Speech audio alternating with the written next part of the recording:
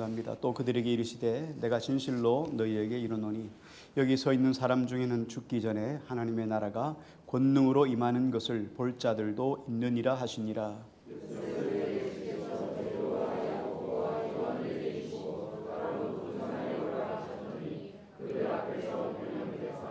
그 옷이 광채가 나며 세상에서 빨래하는 자가 그렇게 희게 할 수 없을 만큼 매우 희어졌더라.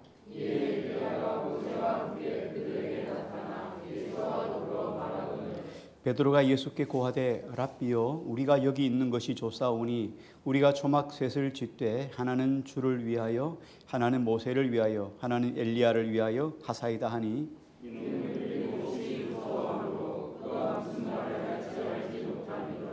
마침 구름이 와서 그들을 덮으며 구름 속에서 소리가 나되 이는 내 사랑하는 아들이니 너희는 그의 말을 들으라 하는지라.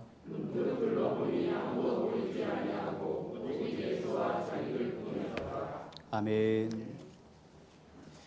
오늘 김현미 집사님이 안 나오셔서 피아노를 못했는데 덕분에 오늘 찬양단이 전격 등장했습니다. 지금까지 밤 저녁에 계속 기타를 치고 배우고 하셨는데 오늘 첫 선을 보이셨는데 상당히 아주 수준이 높습니다. 수고하셨고요. 감사합니다. 또 하나님께 영광이 되기를 주의 이름으로 축복합니다. 오늘 말씀 제목은 그의 말을 들으라 마가복음 9장 1절부터 8절입니다. 변화산상에 있었던 변화산 사건 이야기를 오늘 본문은 기록하고 있습니다. 우리 바로 전에 변화산상 바로 앞에 사건이 마가복음 8장에 있었던 사건인데 8장 사건은 베드로가 주는 그리스도시요 살아계신 하나님의 아들입니다 라는 고백을 했었지요. 이 고백을 예수님께서는 사람들에게 아직은 알리지 말라 이렇게 말씀을 하셨어요. 예수님이 하나님 나라 복음을 전하시는 예수님이 하나님 나라에 대한 예수님에 대한 것들을 말씀하지 말라고 하신 데는 크게 네 가지 이유가 있었습니다. 첫 번째 이유를 보면은 지금까지 계속해서 예수님이 하나님의 아들이시다, 하나님의 아들이시다를 증명하고 있는데 그럼에도 불구하고 하나님의 아들만 하실 수 있는 그 큰 사역들을 그렇게 이 눈앞에서 목도하고도 불구하고 제자들은 예수님이 하나님의 아들이신 줄을 전혀 몰랐어요. 그러니까 하나님의 아들인지를 몰랐기 때문에 깨닫지 못하고 있기 때문에 말하지 말라라고 하셨어요. 제자들은 언제 예수님을 하나님의 아들로 인정하게 되냐면 예수님이 죽으시고 부활하시고 난 다음이에요. 그러니까 아직 예수님이 부활하기 전까지는 예수님이 하나님의 아들이라는 것을 긴가민가하고 있었던 상황이었죠. 두 번째는 제자들이 아직도 유대인들만 가지고 있던 중심 사상에 빠져 있었기 때문이에요. 아직 폐쇄된 그런 사상 속에 있었습니다. 유대인들만 하나님의 선민이다. 그래서 메시아는 오셔서 유대인들만 구원하고 유대인들로 하여금 세계를 통치하고 로마의 압제 속에서 해방시켜서 오히려 로마가 아니라 유대인들이 로마를 정복하고 로마를 다스리는 이런 정치적인 메시아를 구했기 때문이죠. 근데 예수님이 이 땅에 오신 이유는 무엇입니까? 희생하심으로 온 인류를, 온 생명을 다 살리기 위해 하신 것이 하나님의 뜻이었어요. 그러니까 유대인들과 예수님의 생각은 전혀 달랐죠. 그렇기 때문에 아직 말하지 말라라고 말씀을 하셨습니다. 세 번째 이유는 뭐냐면 아직 구원의 때가 이루어지기 전에 먼저 그들에게 해야 될 일이 있었기 때문이에요. 그들은 예수님 옆에 있었던 제자들과 더불어 많은 백성들이 먼저 제자의 삶을 살아가기 위해서는 변화되어야 되기 때문이에요. 변화되지 않고는 아무리 그 속에 하나님 나라 복음을 증거해도 깨닫지 못하는 거예요. 우리가 주님을 만나지 않으면 하나님의 말씀을 많이 들어도 이게 뭔 소리인지 이해할 수 없는 것 같아요. 그래서 제자들이 변화되어야 됩니다. 그래서 예수님 뭐라 말씀하셨습니까? 주는 그리스도시요 살아계신 하나님의 아들입니다 라는 고백을 하자 그리고 나서 예수님이 이제 고난받으시고 죽으셔야 된다는 말씀을 하셨을 때 베드로가 이렇게 말하잖아요. 예수님 안 됩니다. 예수님은 살아계셔서 메시아로 역할을 임금으로 역할을 해야 됩니다. 그렇게 말을 간하잖아요. 그랬더니 예수님이 사탄아 물러가라 이렇게 말하죠. 그러면서 예수님이 연결해서 이런 말씀을 하시잖아요. 누구든지 나를 따르려거든 자기를 부인하고 자기 십자가를 지지 않고는 하나님 나라에 들어갈 수 없다. 나를 따를 수 없느니라 말씀하셨죠. 그래서 예수님을 따르기 위해서는 자기 부인이 필수적이다 하는 것을 말씀해 주었죠. 자기를 부인하지 않고는 예수 그리스도가 고난받으신 예수님을 마음속에 받아들일 수가 전혀 없었던 거예요. 또 한 가지 여기에 설명을 더 한다면 아직 제자들이 변화받기 전에요. 그래서 온전히 변화되기 위해서는 예수님이 부활하시고 난 다음에 승천하시고 예수님이 그들에게 내려주신 제자들에게 약속하신 오순절 마가다락방 성령 사건이 있어야 돼요. 성령의 충만을 받아야지만 삶이 바뀌어지는 거예요. 그때서야 야 예수님이 메시아구나 하는 것들을 깨닫게 되는 거죠. 그래서 성령 충만을 받기까지 기다리라는 거예요. 그래서 예수님은 그들에게 아직은 말하지 말라 이렇게 이야기하죠. 그런데 말을 안 했을지는 아무도 몰라요. 제자들이 이야기하지 않았을까요? 이야기는 했겠죠. 그런데 전체적인 틀 안에서는 이야기하지 말라 이런 것이었죠. 자, 그리고는 오늘 본문이 연결되어집니다. 우리 1장을 먼저 1절을 한번 같이 읽을게요. 같이요. 시작.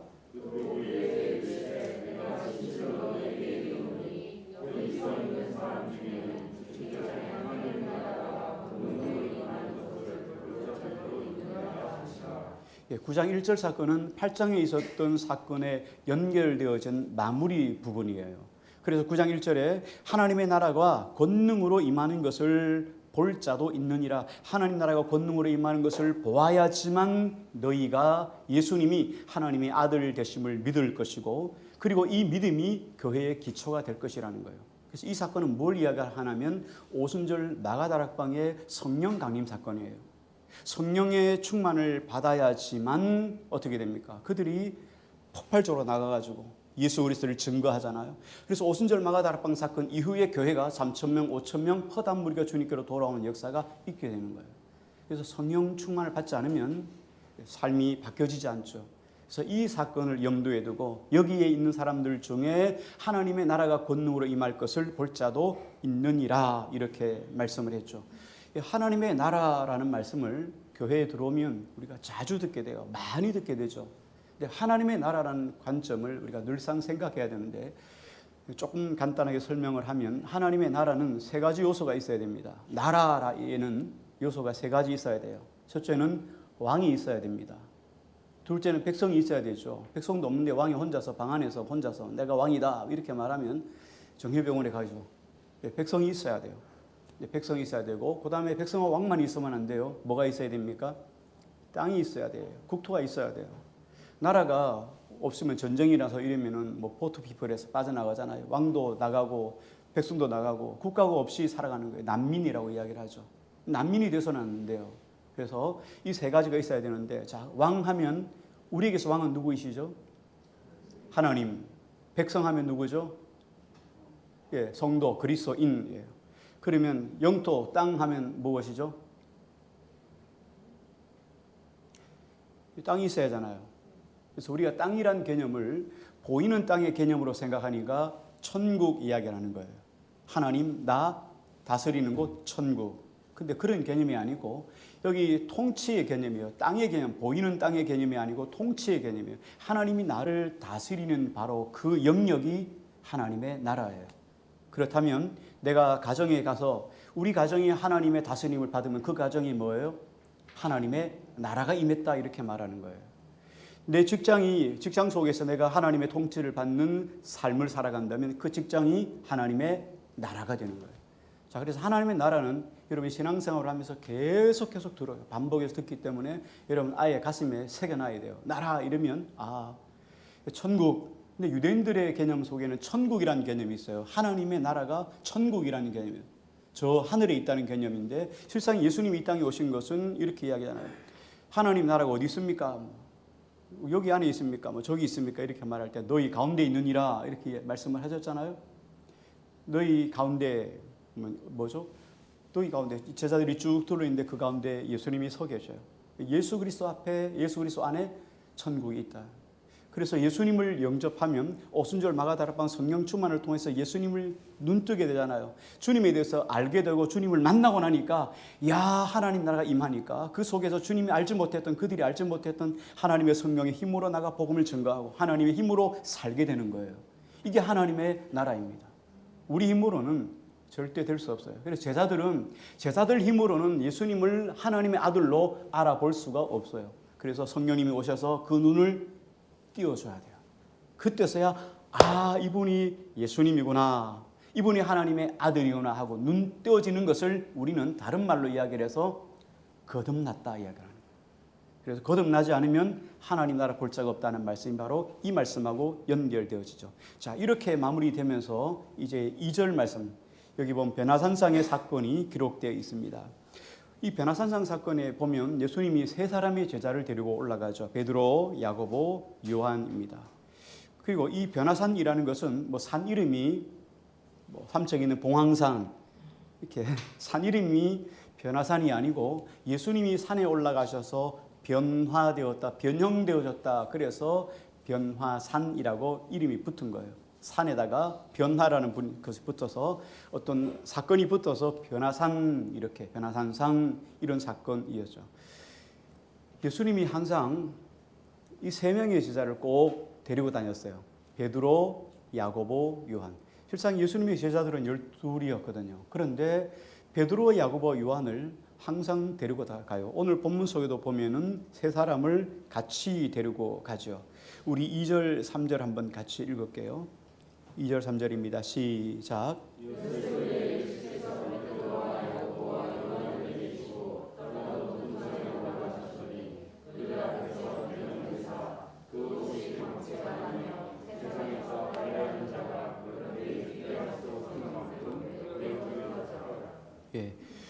예수님께서 베드로, 야고보, 요한, 제일 먼저 예수님 믿은 사람이 베드로, 야고보, 요한이잖아요. 특별히 이 세 사람인데, 세 사람을 특별히 데리고 다녔는데, 예수님의 굵직한 사건, 이 세 사람이 함께 동행했던 사건은 성경에 3번 나옵니다.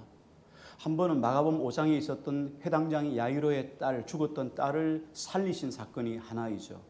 회당장 야이로 사건, 여러분 기억하실 겁니다. 또 한 가지는 오늘 변화산상의 사건이고, 또 한 가지는 예수님께서 마지막 순간에 겟세마네 동산에서 기도하실 때 따로 베드로, 야고보, 요한을 데리고 가셔서 한 곳에 기도하시죠. 그리고 깨어있으라, 나를 위해서 기도해달라, 이렇게 말씀하셨죠. 이 3가지 사건이에요. 그런데 왜 예수님께서 이 3사람만 데리고 가셨을까? 말씀하고는 조금 동떨어져 있지만 어쨌든 말씀의 핵심을 가기 위해서는 이 부분 조금 다루어야 되는데, 왜 예수님이 3사람을 데려가셨을까? 예수님이 상당히 차별적이잖아요. 그렇죠? 특별히 성도 중에서 여러분 하나님이 3사람만 살아간다고 그러면 좀 기분 나쁠 것 같아요, 저는. 그렇죠? 여러분들은 믿음이 좋으셔서 전혀 괜찮은 것 같아요.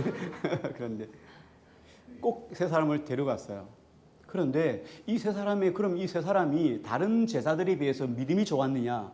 그래서 예수님이 특별히 3사람을 선택했는가? 그것도 아니에요. 왜냐하면 이 사건 바로 뒤에 예수님이 변화산상에서 내려왔더니 밑에 있었던 제자들, 나머지 12명 중에서 8명입니까?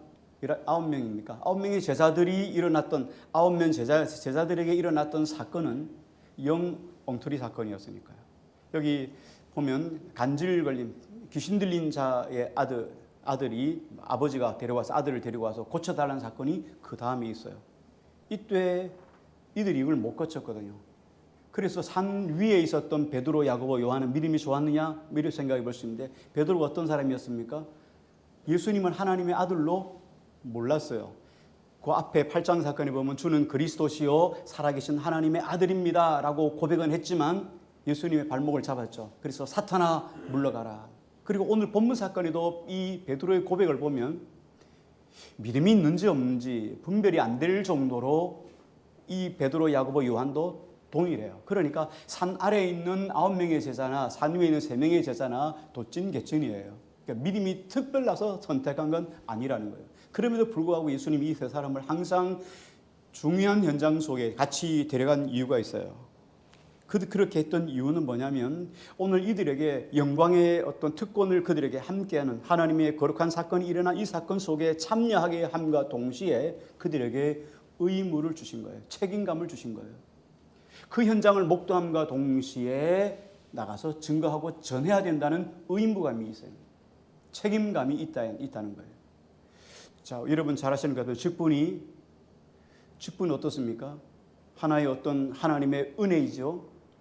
그 은혜를 받았다는 것은 뭐예요? 어떤 막패나 명함이 아니라는 거예요. 이건 그만큼의 책임과 의무가 따른다는 걸 의미해요. 남다른 은혜를 받았습니까? 하나님이 나에게 특별히 은혜를 주셨습니까? 내가 많이 기도했더니 은혜를 받았다. 하나님께서 응답을 주셨다. 그거 아니라는 거예요. 많이 기도했더니 하나님께서 응답을 주시고 적게 기도하면 응답을 주시지 않는 건 아니죠. 하나님께 기도했더니 하나님이 응답을 주셨다. 이건 하나님의 특별한 은총이에요. 은혜를 받았다는 것은 뭐예요? 여기에 따른 책임과 의무감이 있다는 거죠. 그래서 하나님이 예수님이 이 세 사람을 특별히 데려가서 이들에게 하나님의 영광의 일에 참여하는 은혜를 주셨지만 이 일을 통하여 다른 사람들에게 전해야 될 의무와 책임감이 동시에 주어졌다는 것을 우리에게 보여주고 있어요. 자, 세 사건 앞에 있었죠. 세 사건을 말씀했는데 하나는 회당장 야이로의 사건, 하나님 오늘 베나산상 사건, 그리고 겟세마네 동산에서 기도하는 사건. 이 세 사건은 매우 중요한데 예수님의 죽음과 다 연관이 되어 있어요. 회당장 야이로의 사건 속에서 우리 앞에서 말씀 나누었잖아요. 그때 예수님이 야이로의 딸을 살려주잖아요. 달리다 쿰 소녀야 일어나라 이러면 사건 아시죠?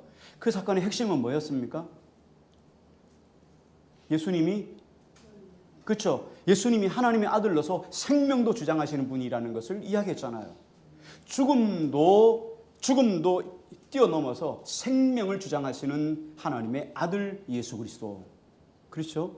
자, 그러면 오늘 베나산상의 사건은 또 뭐겠어요? 베나산상 사건에서 예수님이 데려가신 사건은 뭐겠습니까? 예수님이 이 사건을 통해서 이제 죽게 될 텐데 죽음을 통해서 예수 그리스도가 영광스럽게 될 것을 최종적으로 말씀하신 사건이에요.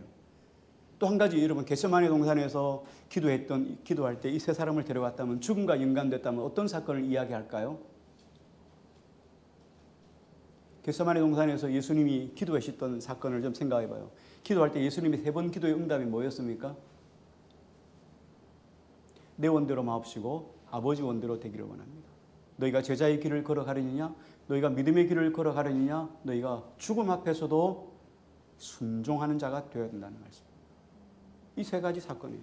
그러니까 이 중요한 사건 속에서 제자의 길을 걸어간다는 것은 다른 제자들에게 전해야 될 책임, 그리고 다른 사람들에게, 성도들에게 전해야 될 책임과 의무가 뭐냐? 우리는 예수 그리스도 앞에 자기를 부인하고 생명까지도 내어놓는 사람이 되어야 비로소 제자가 된다는 걸 말씀하시는 거예요. 믿습니까? 제자의 삶이 이렇게 힘들고 어려운 거예요. 자, 그 이야기를 하시면서 오늘 베나산상 사건이에요. 자, 그러면서 이제 산에 올라갔는데 여기 보니까 변형되었다. 그렇게 이야기를 해요. 변형돼서 그 옷이 광채가 나며 세상에서 빨래하는 자가 그렇게 희게할 수 없을 만큼 매우 희어졌더라. 그래서요. 여기 빨래하는 자가 마가가 이 사건을 보고 빨래하는 자가 이렇게 희게할 수 없다. 이렇게 이야기를 했는데 우리는 좀 생뚱맞은 표현이잖아요. 그래서는 옷이 세상에서 이렇게 흰 옷을 본 적이 없다 이렇게 말하면 조금 이해가 가는데 빨래하는 자가 이 당시의 문화예요. 로마 사람들 중에서 로마에서 가장 성행했던 직업이 뭐냐면 세탁업자예요. 세탁업자에서 옷을 맡기면 여러분 와셔스 같은 거 그러잖아요. 누래지고 이러는데 세탁소에 갔다 오면은 정말 휘어지잖아요. 휘어지잖아요. 이것처럼 그 당시에 세탁업자들이 상당히 발달했어요. 로마가. 그래서 가서 세탁소에 옷을 갖다 주면 표백을 해서 아주 희게 되거든요. 그런데 이 세탁업자가 가지고 온 옷보다도 세상에서 빨래하는 자가 그렇게 희게 할 수 없을 만큼 휘어졌다. 이렇게 이야기를 합니다. 이 상황은 뭘 이야기하냐면 예수님이 하나님의 영광으로 변화되어졌다는 것을 설명해 주고 있어요. 예수님은 이 땅에 사람의 형체를 입고 오셨어요. 그래서 안에 내면에는 하나님이셔요. 근데 겉으로는 사람이셔요. 그러니까 하나님의 영광이 사람에게 가리워져 있어서 잘 드러나지 않고 계신 거죠. 그러다가 베나산상에서 사람의 형상을 빼버리니까 하나님의 영광만 드러나는 거예요. 그러니까 그 영광을 보기가 너무 휘어져서 볼 수 없을 만큼 영광이 광채가 빛나니까 이 상황을 설명해 주고 있는 거예요. 우리 4절 말씀을 한번 같이 읽을게요. 4절요. 시작.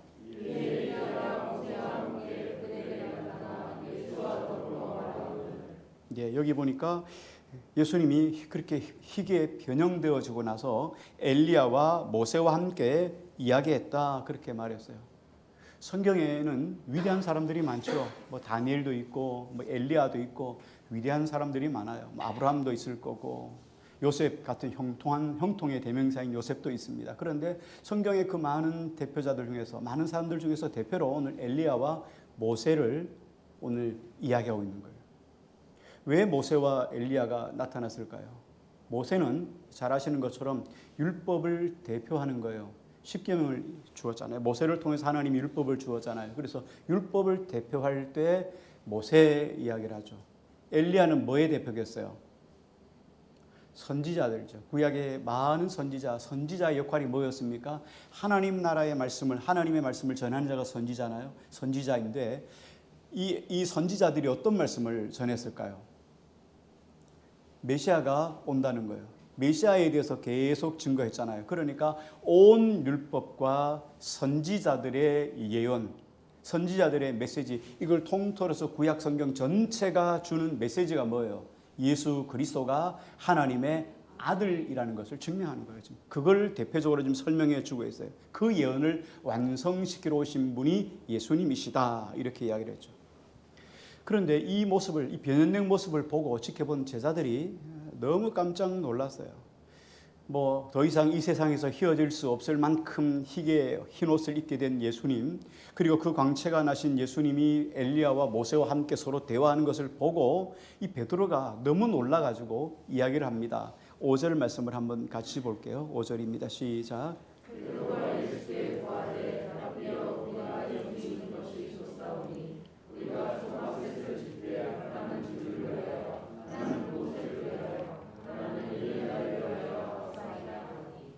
예, 여기 베드로가 예수께 고하되 뭐라고 했습니까?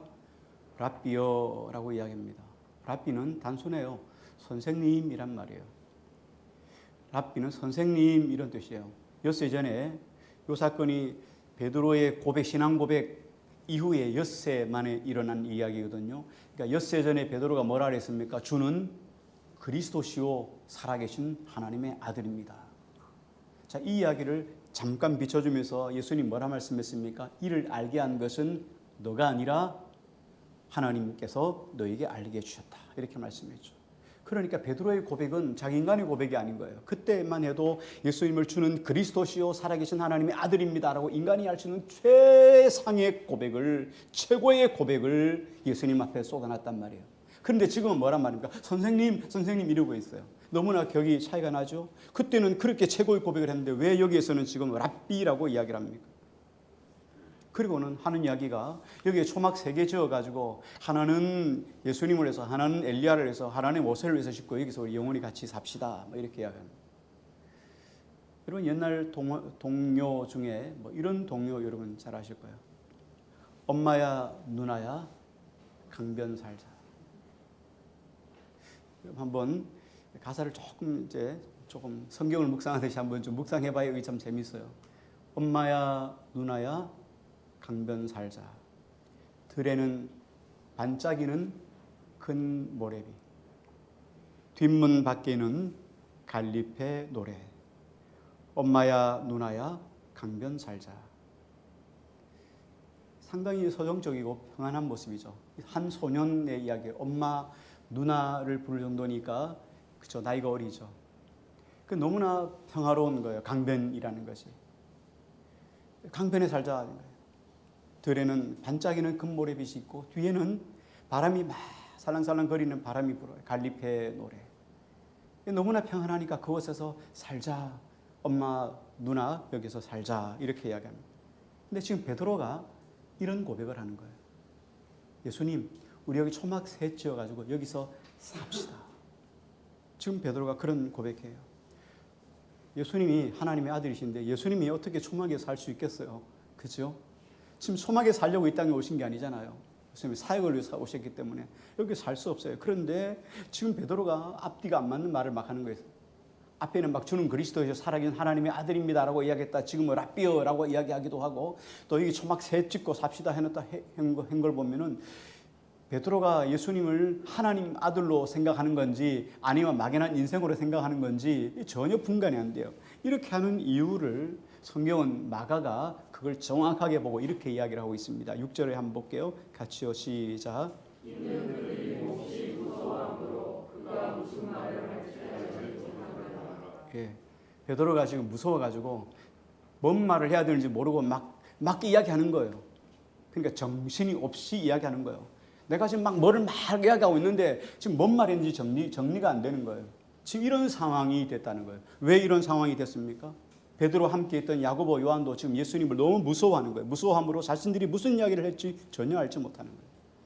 여러분 생각해 보세요. 베드로가 진짜로 예수님이 하나님의 아들이었다 생각하고 하나님의 아들이라는 것을 믿었다면, 그리고 엘리야와 모세가 함께 나와서 대화하는 것을 보았다면, 와, 지금까지도 예수님이 하신 모든 사역, 죽은 자를 살리는 사역, 그리고 오병이어를 통해서 5천 명을 먹이는 이런 사건들을 봤으면서, 와, 예수님은 역시 하나님의 아들입니다라는 것을 믿었다면 여기서 야, 그런 사건을 보면 역시 예수님은 하나님의 아들이야, 이런 고백이 나와야 정상이에요.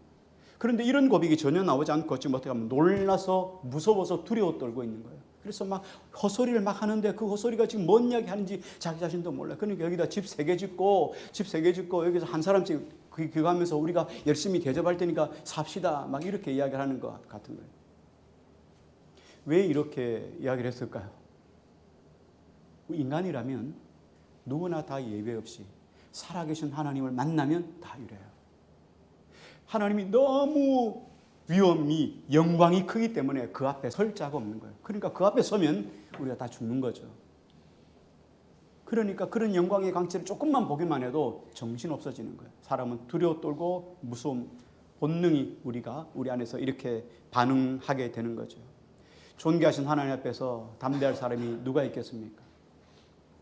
인간은 죄인의 모습으로 하나님 앞에 서기 때문에 우리의 본능이 그렇게 가르쳐 주고 있는 거예요. 하나님의 위엄이 너무 크니까 얼굴을 가리는 거예요.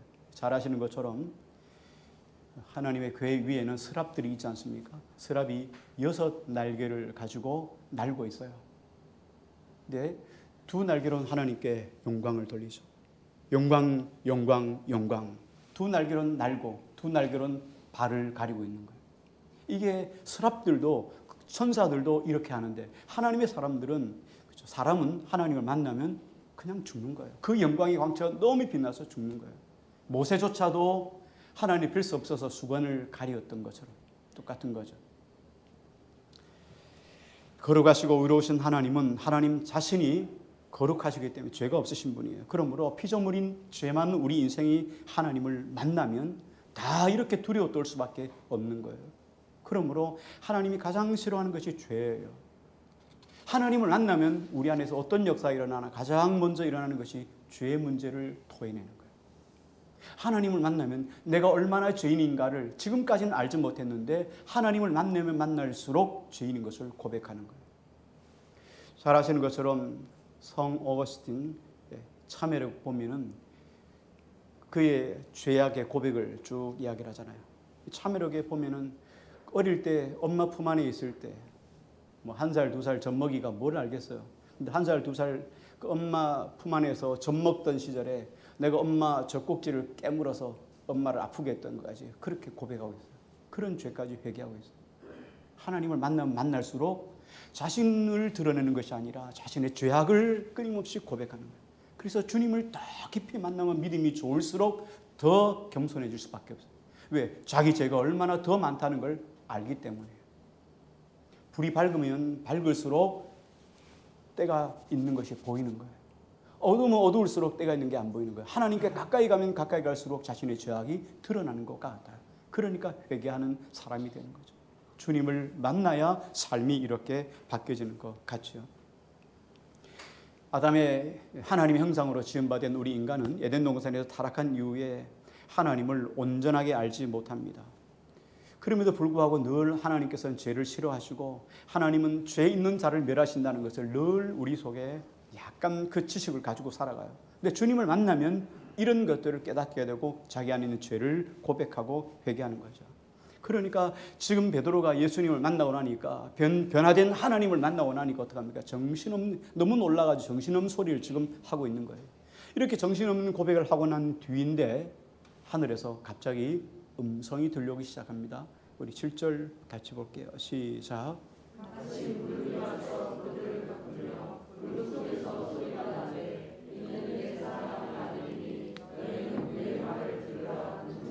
예, 오늘 말의 결론 부분이에요.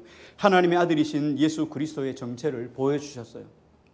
인간의 형상을 빼버리고 나니까 하나님의 영광의 광채가 다 드러나니까 베드로가 지금 거기 앞에 두려워 떨면서 무서워서 그냥 정신없이 여기에 조막새를 싣고 삽시다. 이제 하나님의 영광을 다 보여주었어요. 그리고 나서 하나님이 뭐라고 말씀하십니까? 이는 내 아들이니 너희는 그의 말을 들으라. 이렇게 말씀하시는 거예요. 마가복음에서 계속해서 우리에게 마가복음의 가장 큰 줄기가 있다 그랬죠. 마가복음의 가장 큰 핵심은 뭐예요? 이분이 하나님의 아들 예수 그리스도 메시아이다 하는 거죠. 앞에서부터 계속 이야기를 해주고 있어요. 마가복음이 시작되는 1장 10절 11절에 보면 제가 읽어드리겠습니다. 이렇게 말씀하시죠. 예수님이 요단강에서 세례받으시는 장면이에요. 세례요한에게 세례받으실 때 세례받고 나서 무트로 올라오시죠. 곧 물에서 올라오실 때 하늘이 갈라짐과 성령이 비둘기같이 자기에게 내려오심을 보시더니 하늘로부터 소리가 나기를 너는 내 사랑하는 아들이라 내가 너를 기뻐하노라 하시니라. 이게 마가복음의 시작이에요. 1장에 보면 예수님이 하나님의 아들이라는 걸 이야기해요. 근데 계속 제자들은 모릅니다. 근데 쭉 가가지고 마가복음 15장에 가서 16장 끝날 때쯤 15장 39절에 가서 이런 말씀을 합니다. 예수를 향하여 섰던 백부장이 그렇게 숨지심을 보고 이르되 이 사람은 진실로 하나님의 아들이었도다 하더라. 처음과 끝을 계속 연결해 놓으시면서 예수 그리스도 그분이 누구이신가 하는 걸 설명하고 있어요. 그러면서 계속 그 사건 중간에 있는 사건들을 통해서 오늘 베나산상의 사건도 마찬가지고 여러 사건을 통하여 계속 예수님이 하나님의 아들임을 선포하고 있어요. 예수님은 하나님의 아들이다. 이걸 지금 계속 이야기하고 있어요. 그리고 맨 마지막에 크리스찬도 아니고 성도도 아니고 제자도 아닌 이방인 로마의 백부장의 입술을 통하여 이는 과연 하나님의 아들이었도다 하고 선포하는 것으로 마가복음이 마무리되는 거예요. 그래서 마가복음을 듣는 그리고 마가복음을 보는 모든 사람들이 반드시 백부장처럼 예수님이 하나님의 아들 되심을 선포하고 고백하고 믿는 자리까지 갈 것을 확신하면서 지금 예수님의 정체를 설명해 주고 계신 거예요. 오늘 결론 부위가 뭐랬습니까? 너희는 그의 말을 들으라. 이 음성이 하늘로부터 들리고 난 다음에 구름이 다 사라졌어요. 구름이 거치면서 엘리야도 모세도 사라졌습니다. 그리고 예수님도 하나님의 광채가 사라지고 다시 산에 오르기 전의 모습으로 돌아가셨어요. 그리고 예수님이 산에서 내려오시면서 제자들에게 엄히 당부하죠. 야, 오늘 본 이야기 절대로 말하지 말라. 오늘 본 이야기는 다 비밀이다. 전혀 말하지 말라. 이렇게 엄히 당부하셨어요. 왜 그러셨을까요? 우리 앞에서 있었던 사건, 앞에 4가지 이야기를 했죠. 엄히 당부한 이유가 4가지예요. 아직도 예수님을 하나님의 아들로 모르기 때문에. 그리고 그들이 성령 충만 받아야 돼요. 그리고 그들이 가지고 있었던 유대인들의 폐쇄적인 그런 사상 때문에 유대인 선민의식이 있기 때문에 그들이 가지고 있는 가치관을 깨뜨리기 전에는 예수님을 절대로 메시아로 받아들이지 않을 것이라는 거예요. 그들이 가지고 있었던 메시아는 정치적인 메시아예요. 우리도 거듭나지 않고 예수님을 믿으면 어떤 일이 일어나냐면 예수님은 내가 필요할 때마다 기도하면 응답해 주시는 예수님. 필요할 때마다 빌기만 하면 되는 거예요. 진이야. 그러면 진이가 딱 나와서 주인님 뭘 도와드릴까요? 나를 저 왕국으로 데려달라. 그러니까 짱 하니까 그렇죠. 양탄자가 나타나가지고 샥 날아가잖아요. 그렇죠. 필요하면은 구하고 필요 없을 때는 나 혼자 살고. 이게 그리스도인의 삶이 얼마든지 될 수 있다는 거예요. 그래서 거듭나기 전에는 다 이래요. 예수님은 내 병이 나면 병 고쳐주는 분, 물질 없으면 물질 채워주는 분, 내 필요할 때마다 필요한 거 채워주는 분. 그런데 예수님은 그것 말하지 않고, 물론 이것 중요합니다. 예수님이 다 채워주셔요. 그러나 이보다 더 중요한 것은 뭐예요? 자기를 부인하고 하나님이 우리에게 말씀하시는 메시지, 하나님이 주시는 말씀을 들으라. 너희 자신을 부인하고 자기 십자가를 지고 나를 따르라. 오늘 본문의 메시지는 바로 이거예요. 지금까지 왜 그들이 알지 못했냐? 지금은 고난받으신 예수 그리스도를 설명하고 있지만 고난받으시고 십자가에 죽으시고 부활하셔야지만 그때서야 와, 예수님이 하나님의 아들이구나 하는 것을 깨닫게 되는 거예요. 그러니까 제자들이 어떻게 했습니까? 지금까지는 다 두려워서 그 마가다락방에서 문을 꼭꼭꼭 걸어 잠그고 다 숨어있던 그들이 예수님이 부활하시고 난 사건, 예수님 부활하신 것을 만나고 나니까 이제 예수님이 하나님의 아들인 건 알았어요. 하나님의 아들인 건 아는데 아는 것으로 끝나는 거예요. 아는 것으로 끝났던 그들이 오순절 마가다락방 성령 강림 사건 이후에 그들이 문을 박차고 나가서 예수님이 하나님의 아들입니다 라고 증거하며 전하며 나가는 사람이에요. 그들을 붙잡아다가 옥에서 막 그냥 간원들이 가가지고 막 그들을 두들겨 팹니다. 예수 그리스도가 하나님의 아들인 걸 전하지 말라고 두들겨 패요. 그랬더니 나오면서 어떻게 합니까? 고난받는 것에 합당한 자로 옷을 툭툭 털면서 말이죠. 고난받는 것이 합당한 자로 여겼더라 이렇게 말하는 거예요. 그러면서 그 현장에서 공회에서 뭐라고 말합니까? 내가 사람을 기쁘게 하랴 하나님을 기쁘게 하라. 내가 사람을 기쁘게 하면 하나님의 종이 아니니라 하는 사람으로 변화되기 시작합니다. 그래서 예수님을 만나셔야 돼요. 부활하신 예수님을 만나야 돼요. 그래서 어떻게 합니까? 새 생명의 열매, 첫 열매가 되심으로 우리가 죽으면 죽는 것이 아니라 영원히 산다는 것을 믿게 되는 거죠. 성령의 충만을 받아야 온전한 하나님의 사람이 되어지는 것이죠. 그러므로 중요한 것은 뭐예요? 유대인들은 끊임없이 이 땅의 삶에 초점이 맞춰져 있어요. 자기들에게 초점이 맞춰져 있어요. 예수님은 누구를 위해서요? 나를 위해서 오셨어요. 내가 필요한 것을 채워주시는 예수님으로 오셨어요. 다른 것에는 관심 없어요. 이방인들에는 관심 없어요. 자기들만에게 관심이 있어요. 그러나 하나님의 관심은 어떻습니까? 열방 가운데 흩어져 있던 죄인들, 죽을 수밖에 없는 죄인들에게 초점이 맞춰져 있어요. 자기들에게만 아니라 온 인류에게 초점이 맞춰져 있는 거예요. 그러니까 예수님의 관점과 하나님의 관점, 그리고 제자들의 관점, 백성들의 관점은 전혀 다른 거예요. 하나님의 관점에서 볼 때는 하나님의 나라라고 하는 것은 하나님께 창조하신 모든 피조물들이 하나님과 그리고 하나님의 은혜 가운데서 살아가는 거예요. 이게 하나님의 관점이에요. 하나님의 능력은 지금이라도 마귀를 멸하시고 하나님의 나라를 세울 수가 있습니다. 근데 중요한 건 뭐냐면 하나님이 다 털어버리시고 지금 마귀를 멸하시고 이 땅 가운데 하나님의 나라를 세울 수가 있지만 더 중요한 건 뭐냐면 하나님의 나라의 백성들이에요. 지금 하나님께서 하나님 나라를 다 완전하게 세울 수 없는 것은 그 나라 백성들이 하나님의 은혜를 깨달아야 돼요. 하나님의 백성들이 그 나라 백성으로 어떻게 삶을 살아갈 것인가, 그리고 예수님께서 나를 위하여서 십자가에 못 박혀 죽으시고 부활하시고 승천하시고 하나님 보좌 우편에서 나를 위해서 기도해 주신다는 것을 스스로 깨달아야 돼요. 하나님의 나라는 야 하나님이 모든 것을 멸하시고 하나님의 나라야 하고 이렇게 하는 것이 하나님의 나라가 아니라는 거예요. 우리 모두 스스로가 하나님의 은혜를 깨달아야 돼요. 그래서 깨닫고 난 다음에 스스로 하나님의 은총을 기억하고 스스로 하나님의 은혜에 감격해서 스스로 헌신하고 스스로 봉사하고 스스로 충성하며 스스로 하나님께 나가 기도하고 스스로 하나님을 예배하는 자가 될 때까지 우리 예수님은 기다려 주시는 거예요.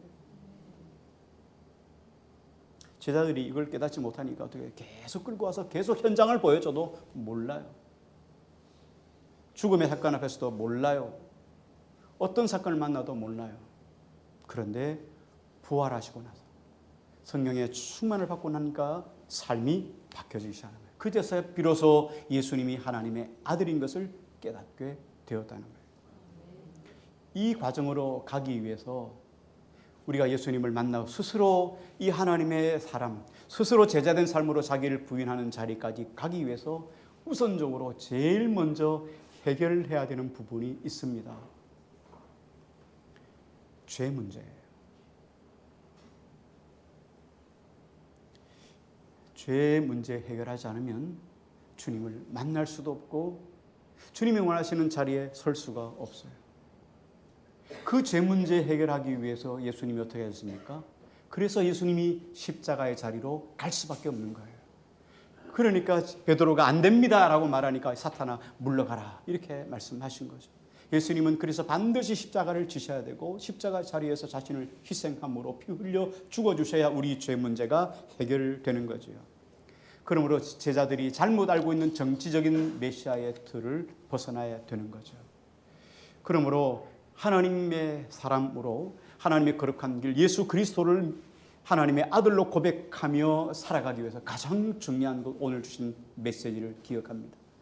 오늘 하나님께서 그 영광을 다 거두시고 난 다음에 우리에게 주신 메시지가 뭐라 그랬죠? 그의 말을 들으라. 오늘 여러분에게 묻습니다. 여러분 예수 그리스도를 하나님의 아들로 믿습니까? 그렇다면 여러분들이 예수 그리스도를 구원의 주님으로 믿고 따릅니까? 그렇다면 주님께서 어떤 말씀을 내게 하시든지 그 말씀대로 따를 것을 믿습니까? 오늘 그거예요. 이 메시지예요. 이걸 지금 제자들에게 지금 해주는데 제자들은 어떻게 해요? 이런 놀라운 현장을 맛보아서 참 제자들은 좋겠다 하지만 하나도 좋은 거 아니에요. 오늘 21세기를 살아가는 우리가 더 복받은 사람들이에요. 제자들은 3년 동안 함께 예수님과 같이 동행하고 같이 먹고 마시고 살았음에도 불구하고 깨닫지 못했습니다. 근데 우리는 어떻게 해요? 예수님 믿고 나니까 그 예수님, 다 십자가 주신 예수님, 다 해결해 놓으신 그 예수님 믿기만 하면 성령님 보내주셔서 거듭나게 하시고 이 하나님 나라를 보게 하시니 얼마나 복된 거예요. 그런 우리에게 주님이 당부하시는 것이 뭐냐면 말씀을 들으라 하는 거예요. 너희는 오직 말씀에 순종하라는 거예요. 그때서야 우리는 예수 그리스도를 하나님의 아들로 보게 되고 믿게 되고 그 속에 하나님의 거룩한 역사를 맛보게 되는 것이죠. 이 한 주간 아무쪼록 여러분의 삶의 현장에서 예수 그리스도의 말씀 앞에 더 귀를 기울여가는 오늘 저와 여러분 되시기를 주의 이름으로 축원합니다.